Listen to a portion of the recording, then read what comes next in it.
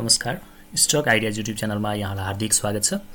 आजको बसाइमा रहेर हामीले एभरेस्ट बैंक र सानिमा बैंकको साधारण सभा आह्वान भएसँगै बुक क्लोज मिति पनि तय भएको छ र लाभांश खान कहिलेसम्म हामी सेयर गर्ने बन्नुपर्छ र यिनीहरूको चाहिँ प्राविधिक र फन्डामेन्टल अवस्था कस्तो छ, अहिले किन्न वा बेच्न के गर्ने भन्ने सन्दर्भमा जानकारी लिएर आएका छौँ। आजको जानकारीमा लाग्नु अगाडि यहाँलाई विशेष अनुरोध कि तपाईहरुले आजसम्म पनि हाम्रो च्यानललाई सब्स्क्राइब गर्नुभएको छैन भने कृपया हाम्रो च्यानललाई सब्स्क्राइब गर्नुहोला। त्यसको लागि युट्युबमा गएर @7 स्टक आइडिया हानेर सर्च गर्नुभयो भने यो लोगो भएको हाम्रो च्यानल खुल्छ। यो लोगो भएको हाम्रो च्यानल खुल्छ र यसमा तपाईहरुले सब्स्क्राइब गरी नजिकको बेल आइकन दबाएर अल अप्सनमा क्लिक गर्नुभयो भने हामीले भिडियो राख्न साथ तपाईहरुलाई नोटिफिकेसन प्राप्त हुन्छ र तपाईले शेयर बजार सम्बन्धी लेटेस्ट जानकारी र विभिन्न अपडेटहरू प्राप्त गर्न सक्नुहुन्छ। यहाँ भएका भिडियोहरू तपाईहरुलाई यदि उपयुक्त छन् भने हेरेर तपाईले लागेको आफ्नो रचनात्मक प्रतिक्रिया दिनुहोला। साथै भिडियो हेरिसकेपछि लाइक बटन दबाउन नबिर्सिनुहोला। अब लागौं आजको जानकारीतर्फ। एभरेस्ट बैंक र सानिमा बैंकले साधारण सभा आह्वान गरेका छन् बुक क्लोज मिति तयसँगै र हामीले कहिलेसम्म यिनीहरूको सेयर किन्यौं भने हामीले लाभांश खान पाउँछौं त। एभरेस्ट बैंकको हेरौं। एभरेस्ट बैंक लिमिटेडले लाभांश पारित गर्न वार्षिक साधारण सभा बोलाएको छ। बैंकले असोज 30 गते मंगलबार लैनचौर काठमाडौँमा 29औं साधारण सभा बोलाएको छ। सो सभा बिहान 11 बजे सुरु हुनेछ। सभाले हाल कायम चुक्ता पुँजीको 10% बोनस सेयर र सोको कर प्रयोजनार्थ सहित 10.53% का दरले नगद लाभांश वितरण गर्ने विशेष प्रस्ताव पारित गर्नेछ। त्यसैगरी सभाले संस्थापक शेयरधनीहरूको तर्फबाट सञ्चालक समितिमा नियुक्त भएका सञ्चालकहरूको नियुक्ति अनुमोदन गर्ने, लेखा परीक्षण नियुक्त गर्ने, प्रबन्ध पत्र तथा नियमावली संशोधन गर्ने लगायतका प्रस्तावहरू पारित गर्नेछ। साधारण सभा प्रयोजनार्थ बैंकले असोज 16 गते एक दिनका लागि बुक क्लोज गर्ने भएको छ।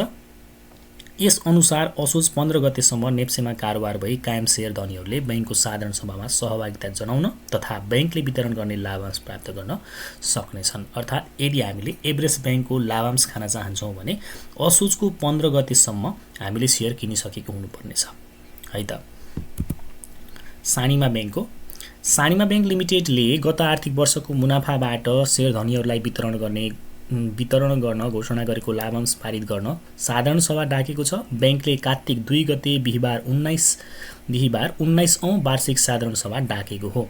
सभाले हाल कायम चुक्ता पुँजीको 9% का दरले बोनस सेयर र सोको कर प्रयोजनार्थ सहित गरी 5.70% का दरले नगद लाभांश वितरण गर्ने प्रस्ताव पारित गर्नेछ। त्यसका साथै सभाले प्रबन्ध पत्र तथा नियमावली संशोधन गर्न सञ्चालक समितिलाई अख्तियारी दिने, लेखा परीक्षक नियुक्त गर्ने लगायतका प्रस्तावहरू पनि पारित गर्नेछ।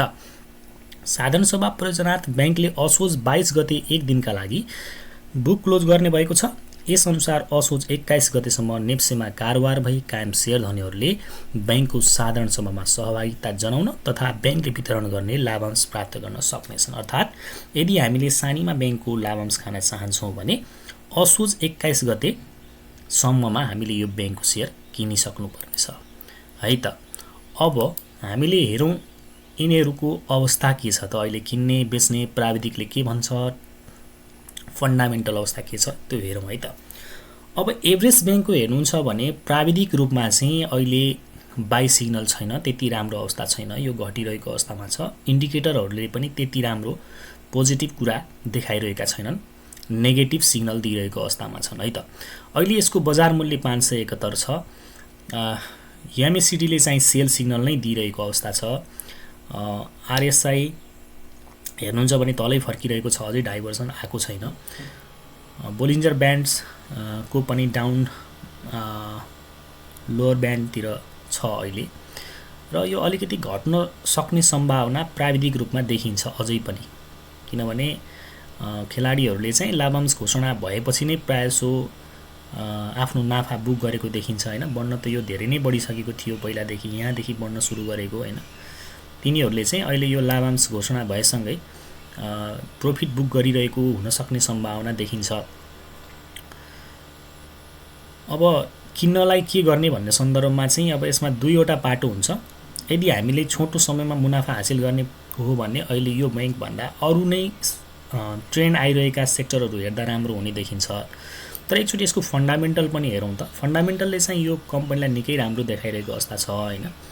फन्डामेन्टल्ली हेर्छौँ भने त अब एभरेस्ट बैंकको अहिलेको मार्केट प्राइस 571 रुपैयाँ, यो 52 हप्तामा 633 सम्म पुगेको थियो भने 52 हप्तामा सबैभन्दा तल आउँदा 421 सम्म झरेको देखिन्छ। 120 दिनको एभरेज हेर्नुहुन्छ भने 580 भनेपछि यो 120 दिनको एभरेज मूल्यको पेरिफेरीमा अहिले यसको मूल्य रहेको छ। एक वर्षमा यो 18.71% ले बढेको देखिन्छ। यसको EPS 31.72 रुपैयाँ देखिन्छ 2079-80 को क्वार्टर 4 रिपोर्ट अनुसार। पी रेशियो 18 छ र बुक भ्यालु हेर्नुहुन्छ भने 238.33 रुपैयाँ देखिन्छ। अब यसको चाहिँ किन्नलाई के गर्ने, अब लङ टर्म र मिड टर्मको लागि हामीले लङ टर्म इन्भेस्टमेन्टको लागि त यदि कम्पनीको सेयर चाहिँ पी रेशियो 15 भन्दा तल आएको अवस्थामा किन्न सक्छौँ पाउँछौँ भने त एकदमै राम्रो हुन्छ। र अहिले चाहिँ मैले के लाग्छ भने यो एभरेस्ट बैंक अब झरुन्जेल चाहिँ हामीले यसलाई नकिन्दा नै ठिक होला जस्तो लाग्छ। जब यो यसको जुन खस्ने क्रम रोकिन्छ, जब यो घट्ने क्रम रोकिन्छ अनि अलिकति खेल्न थाल्छ, साइडवे जान थाल्छ, त्यसपछि चाहिँ हामीले यसलाई किन्दा उपयुक्त हुन्छ जस्तो लाग्छ। यद्यपि यो फन्डामेन्टली स्ट्रङ भएको हुनाले आफूसँग सेयर छ भने होल्ड गरेर बस्दाखेरि पनि लङ टर्ममा चाहिँ त्यति घाटा हुँदैन। न्यू इन्ट्रीको लागि भने चाहिँ यसको करेक्सनको एन्डिङ नै हेर्नु राम्रो हुन्छ। अब यदि यो कम्पनी 560 भन्दा तल जान्छ, यदि 560 बाट फर्किन थाल्छ भने त त्यही किन्दाखेरि उपयुक्त हुन्छ। तर यदि 500 भनौँ न 560 बाट यो लेभलबाट तल जान्छ भने यसको जुन निरन्तरको हायर लोको श्रृङ्खला थियो त्यो चाहिँ भत्किन्छ। त्यो भयो भने चाहिँ अलिकति खतरा हुन्छ हैन। बुल जुन थियो यसको त्यो रोकिन जान्छ र यसले बियरको ट्रेन्ड समाउन पनि सक्छ केही समय, छोटो समयको लागि भए पनि। उसो त यसको मूल्य बढ्ने कि घट्ने भन्ने सन्दर्भमा चाहिँ समग्र नेप्सेले पनि प्रभाव पार्छ हैन।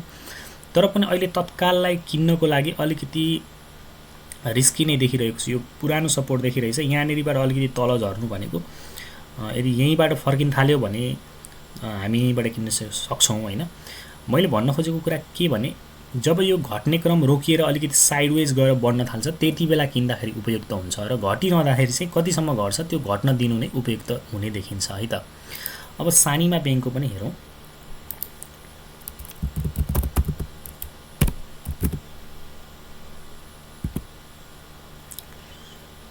सानिमा बैंकको पनि एमएससिडी अझै बाई सिग्नलमा छैन, सेल सिग्नल नै दिइरहेको अवस्था छ। यसको भने अब आरएसएमा डाइभर्जन आउँछ कि भन्ने खालको देखिएको छ। बोलिन्जर ब्यान्डको डाउनतिर गएर बढ्न खोजेको देखिन्छ। अब तुलनात्मक रूपमा हेर्ने हो भने एभरेस्ट बैंक भन्दा सानिमा बैंक किन्नु प्राविधिक हिसाबले अलिकति सुरक्षित देखिएको अवस्थामा चाहिँ रहेछ है। यहाँबाट बोलिन्जर ब्यान्डको डाउन ब्यान्डबाट चाहिँ अलिकति उठ्न खोजिरहेको देखिन्छ। प्राविधिक हिसाबमा चाहिँ अब बाई नै सिग्नल दिइरहेको अवस्था चाहिँ छैन। तर एभरेस्ट बैंक र सानिमा बैंकको तुलनामा यदि हामी कुन किन्ने भनेर सोच्छौँ भने प्राविधिक हिसाबले चाहिँ सानिमा बैंक अलिक बढी सुरक्षित देखिन्छ है त प्राविधिक हिसाबले हेर्दाखेरि। अब यसको फन्डामेन्टल पनि हेरौँ हैन। एकचोटि मैले तपाईहरुलाई अघि एभरेस्ट बैंकको लाभांश इतिहास चाहिँ मैले सायद हेरिन क्यारे, एकचोटि हेरौँ। एभरेस्ट बैंकको लाभांश इतिहास चाहिँ निकै राम्रो छ हैन। मैले भनिसकेँ लङ टर्मको लागि चाहिँ एभरेस्ट बैंक किनेर राख्दाखेरि घाटा हुने खालको कम्पनी चाहिँ होइन, पछुतो लाग्ने खालको कम्पनी चाहिँ होइन। लाभांश इतिहास एकदम राम्रो छ। यो कम्पनीले प्रायःसो तपाईको एभरेस्ट बैंकले चाहिँ नगद लाभांश र बोनस सेयर मिलाएर दिने गरेको हामीले पाउँछौँ हरेक वर्ष हैन। यो आर्थिक वर्ष 79-80 मा पनि 10 गरेर दियो, त्योभन्दा अगाडि पनि 7-13 गरेर दिएको थियो, त्योभन्दा अगाडि 4-6 गरेर दिएको थियो, 76-77 मा 5 गरेर दिएको थियो, 75-76 मा 20-5 गरेर दिएको थियो। यसरी हेर्छौँ भने राम्रो लाभांश त्यो पनि बोनस सेयर र क्याश दुईटै मिलाएर दिने गरेको छ। लङ टर्मको लागि यो क्याश बोनस सेयर मात्रै भन्दा पनि क्याशमा पनि अलिकति जोड गर्ने कम्पनी किन्दाखेरि चाहिँ त्यसको फन्डामेन्टल अवस्था कायम रहन मद्दत गर्छ। त्यस हिसाबले भनेको मैले। अब सानिमातिर लागौँ है त। सानिमा बैंकको फन्डामेन्टल अवस्था चाहिँ यो बैंकको पनि राम्रो मध्ये पर्छ। यो खासमा चाहिँ मिड रेन्जमा बेस्ट बैंक यदि तपाईले खोज्नुहुन्छ भने यो सानिमा नै हुन सक्छ। मतलब सानिमा एकदमै बेस्ट कम्पनी हुन सक्छ मिड रेन्जको कम्पनी हेर्नुहुन्छ भने। यसको चाहिँ बजार मूल्य 52 हप्तामा 310 रुपैयाँसम्म पुगेको देखिन्छ भने तल झर्दाखेरि 222 रुपैयाँसम्म झरेको देखिन्छ। 120 दिनको एभरेज हेर्नुहुन्छ भने 275.98 रुपियाँ देखिन्छ। यो चाहिँ 120 दिनको एभरेज मूल्यको नजिक आउन खोजिरहेको देखिन्छ है त। अब यहाँ यो मूल्यबाट यदि यो कम्पनी तल आउँछ भने चाहिँ अलिकति तलै आउन सक्ने देखिन्छ। सपोर्ट यसको अलिक तल रहेछ हैन, 257 तिर आउँछ र मलाई लाग्छ यो जति नै घटे पनि 243 भन्दा तल चाहिँ बुक क्लोज भन्दा अगाडि कुनै हालतमा आउँछ जस्तो चाहिँ मलाई लाग्दैन हैन। यसको EPS हेर्नुहुन्छ भने 21 रुपियाँ छ र पी रेशियो चाहिँ 13.56 रुपियाँ देखिएको हुनाले अब हेर्नुस् एभरेजको 18 को पेरिफेरीमा थियो पी रेशियो, यसको चाहिँ 13.56 छ।